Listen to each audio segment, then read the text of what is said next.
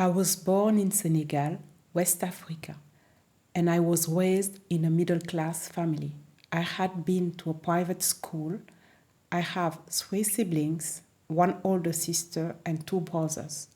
Growing up, I had to change my location often due to my daddy's occupation. I share this in my relocation book, Relocation Without Dislocation. I had to learn to make new friends in order not to stay inside of my shell.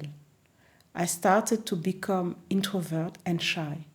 My mom decided that I needed to start classical dance lessons to help me to become more confident.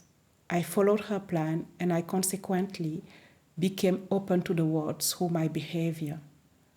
Words and writing, articles and books. My constant relocating gave me the traveler virus. I cannot remain idle for a long time without traveling by road, air, or even water. Ships are not my favorite transport, to be honest. Finally, in July 2016, I decided to sum up all my memories of Africa and start to the second. I have been lucky to be able to visit the 5 continents, and I hope to keep exploring more. I made friends around the globe, and some became family to me, even if I didn't see them often. Social media allows us to keep in touch. My family is dispersed around the world, so I have to travel often to get a hug or a warm Christmas. It is not always happy and peaceful in family life. There are always ups and downs. I also traveled alone, or while I was a fashion model, also as a spouse and a professional. I also traveled as an expatriate representing my country, my job, or my husband's company, also for visa issues and for pleasure, to discover new places and meet new cultures. My objective in this book is to share with you my story and my travels around Africa through pictures. I will not talk about the different continents. For that, you can read the upcoming books and Australian Memories, which is already available on Amazon. I hope that when you read through my stories, you feel the same way as I did while experiencing each specific trip. I would also like to say that the pictures shown in this book have been taken over the years. So please don't expect them to be the best quality. The recent photos are better than the older ones. Sorry, but 10 years ago, there were no pictures made of millions of pixels, and neither was my camera an iPhone. I have been lucky to visit certain countries in the African continent. The supportive team of African Memories and I will schedule to visit more as soon as I can manage to do it. I have the dream to visit South Africa. I wanted to visit it before the completion of this book, but I was not able to. I have some health issues to deal with in Paris, but hopefully I will continue my travel adventures once I get better. The list of countries I was lucky to visit is Senegal, Ghana, the Gambia, Mauritania, Côte d'Ivoire, Ivory Coast, Morocco, Cameroon, Nigeria, Egypt, Kenya, Libya, Benin, Cabo Verde, and Mali. For some of these countries, I lost pictures or had issues with the quality of the pictures. I'm asking some friend of mine to share their pictures to add on my own. I hope to be able to provide complete coverage of all these beautiful countries. I had visited some countries that had experienced war after I visited them, and I can imagine that today they are no longer the same as I remember them. As an example, there was not super it's a kind of fuel in Mauritania while I was there. But in November 2016, my friend told me that super is now available in some places in the country.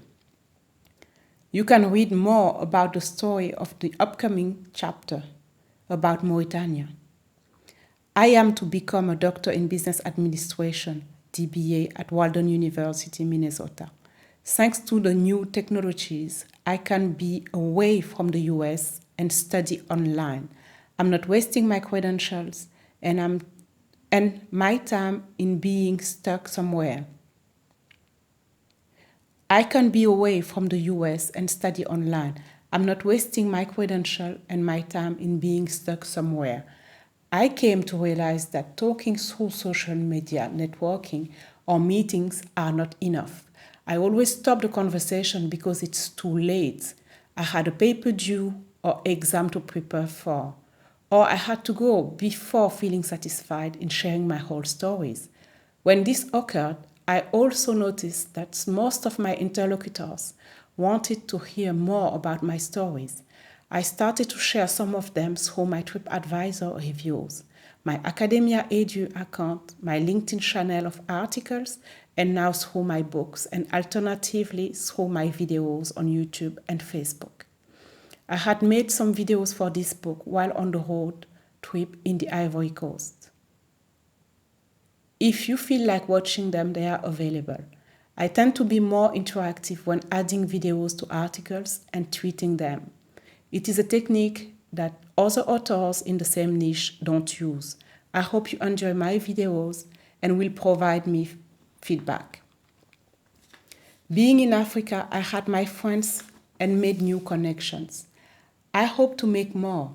Many things happen to me during my childhood in Africa, as I experienced enjoyable situations, also less desirable ones. All my experiences, good or bad, combined together constitute the charm of this continent. I look forward to discovering Nelson Mandela Land in South Africa, also experiencing my second African safari. The more I travel in Africa, the more I want to learn its secrets. I would like to visit the Maasai and Kruger Park, but for the moment, I will focus on sharing my memories. This book is about my African memories. I hope that my story will help you decide which country to visit.